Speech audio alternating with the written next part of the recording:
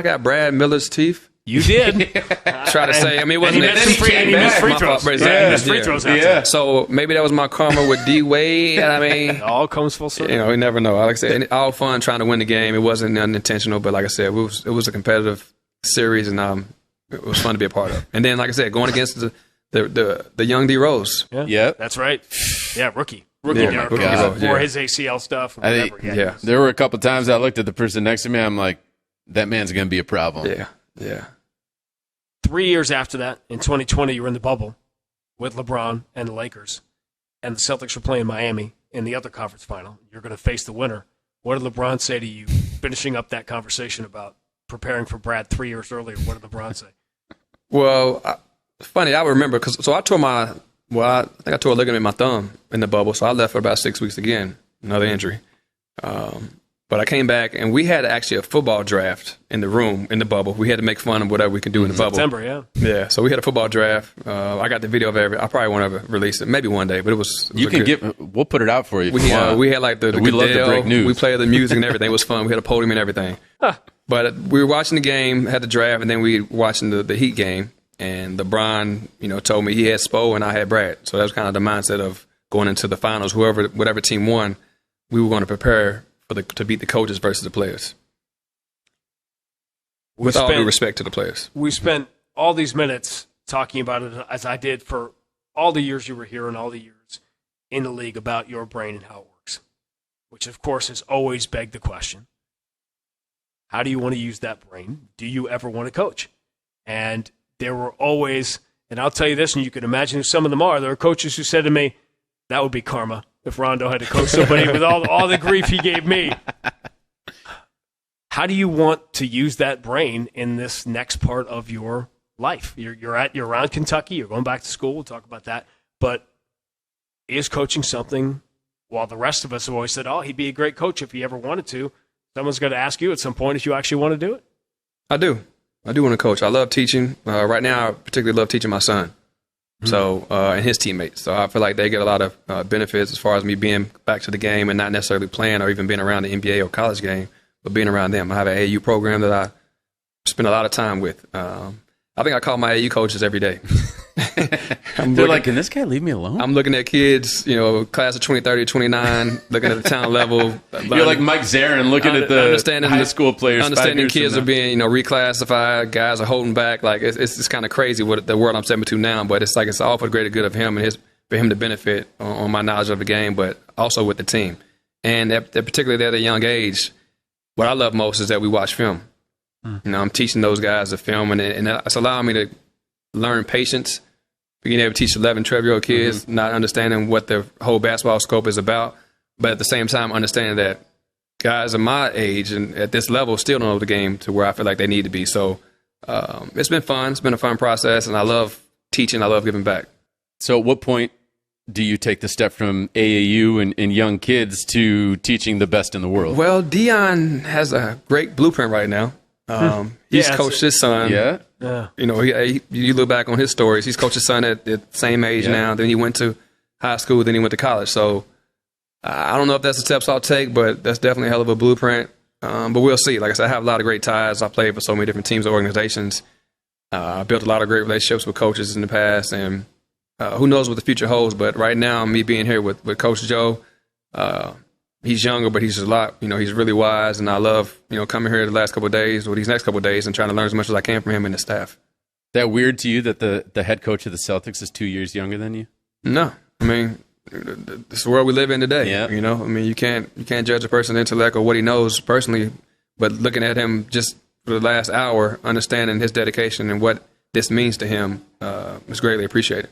Has anyone wait called a minute. Hold on a second. Because you knew it all when you were 22. So how's he going to say? I thought I knew it all at 22. And that's just it. Isn't that, there's sort of aren't the things, when people talk about the Rondo personality, aren't those the things that made you great on the court? Weren't they inseparable? The things that people, if coaches said, oh man, that Rondo, man, it's difficult. Aren't those the same characteristics that made you the player that refused to acknowledge you had a torn ACL? It's the same thing, isn't it? Absolutely. The player that, would stay up after games and watch film for 2 hours, just as the coach was. So When I was, I guess, challenging at times, it was because of the work I put in. It wasn't just thinking I knew it all and not doing anything about it. I was up at, to 2 or 3 in the morning watching film. And what I tell players now is I would watch film on myself first, the first go around, and then I'll watch film on my best players or my other teammates, so I can figure out their strengths and weaknesses as well to make them better. So me putting that work in, at times I would, challenge or ask certain questions because, I'm putting in just as much work as you are, if not more, on top of me coming out here and playing at the same time and being on the court making the plays. The first time that I heard you say this publicly, that you used to watch, 2.5 hours of film after each game? Yeah, I would have a glass of wine and be up kind of much all night. Everyone else in the house would fall asleep. I would have dinner. Like I said, I would go back and watch, and I would love to watch film. I'm not going to tell you how I watch film. I'm not going to give that secret up, but I would watch it twice. And it would take me a very, very, very long time. So the first thing that went through my head, now you just kind of answered it of when you did it in the night, but I was like, is that what he was doing when we were waiting in the locker room for him to come out and talk for like 2 hours every single night? I got that from Kevin Garnett. Can you take us into it? Because, folks, we had some long-ass nights waiting for you guys to come out, and it was as if Rondo and KG, in his day, it was like you were playing games with us of like, who are going to be the last surviving media members who are going to wait this long for me to come out and then ask me questions. No, and trust me, it would start at like 20 or 30 people, and it would dwindle, and it would dwindle, and he would come out, and there'd be like maybe 8 or 10 left. Yeah, perfect. At that time. But no, it wasn't personally with the media. It was more so what I was just telling, I guess, Tatum there and Horford. What we would do after the game was we would be in the training room talking about the game. And win or lose, that particular year, the first year, we obviously won a lot, but we always try to figure out what we could do better as a team. Like immediately after, yeah. We all just kind of hang out in the training room. Like I said, Paul and Kevin would be getting treatment. I'm young, so I would always shower and just kind of sitting there with my clothes. But as through time, getting older, I would try to start to get the treatment. But we always try to figure out how we can do what we can do better, how we can slow down whatever guy we're playing against, or what we're looking forward to into the next game. And that's just kind of, I think that's why we won so early, is because our focus on our mindset. And now, looking back at the other teams I played for, it never happened again. You win, lose, guys get showered, they go to family, they get out of there. But that particular team, we would always hang around the training room and talk the game and figure out what we can do better to win. When you told Jason and Al that, what was their reaction? Were you saying it as like, hey, this is something we did, it could help you guys? No, it was just kind of having a conversation, kind of like just kind of replaying like how it was when I was here, and like I said, just the mindset of being around such great players and how their focus was and how we all wanted to sacrifice and what it meant to win. Last thing before we let you go, we have to talk about it. You went to the other side. And after playing them in the finals twice, 1 win, 1 loss. Yeah. I'm just curious, from a player's perspective, was it hard? Like, was there any bit of your insides that were like, I just don't want to do this, but I kind of have to? It was not hard. We're talking about going to the Lakers. I don't want to say the name, but it wasn't hard at all, because you know why? It's not like he had a game-winning shot here against the Celtics and lost them. That didn't happen, right? You know why it wasn't hard? LeBron guy? Is that why it was easy? It was definitely that. I remember I was in Louisville, standing in the living room in front of the TV, and I was watching him play, and I was like, if I get a chance to play with him, I'm going to win. Like, he's been to the finals, I think, 8, 9 times in a row, and it's like, if I could play with LeBron, I'll win another championship. But that wasn't the tipping point. The tipping point was, it was 2 teams that was giving me a job that year. I mean, what do I do? I can't just stay loyal and you weren't stay ready unemployed. So, I mean, you could, but I don't think anyone would advise that. I wanted to play, and they had high interest, and it's like, if someone shows you interest and you like them a little bit, you're gonna bite. So I took the bite and took the bait, and like I said, the rest is history. How did that championship differ? I mean, totally different scenarios for you personally in your career, where you are in life. We didn't get a damn parade. That's the only thing that I regret. We did not get a parade. But what I loved about that one in particular, I was telling the media that Eddie House did something for me when we won it 2008. Well, one thing I loved and appreciated was that he had his son on the sideline the whole time.